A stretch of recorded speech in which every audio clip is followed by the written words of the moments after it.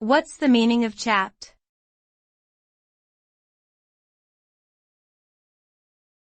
Chapped.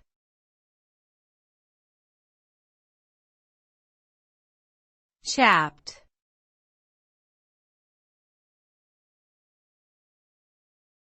Chapped.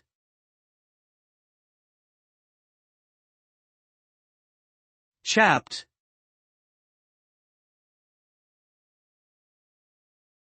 The term chapped usually refers to dry, cracked or irritated skin, typically on the lips or hands. It's a common condition that can be caused by many factors such as cold weather, low humidity, excessive hand washing, or certain medical conditions.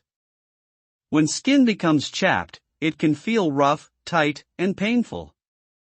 The cracks or fissures may bleed or become infected in severe cases. Treating chapped skin typically involves keeping the area moisturized with a gentle emollient and avoiding irritants. In more severe cases, topical medications or prescription ointments may be necessary.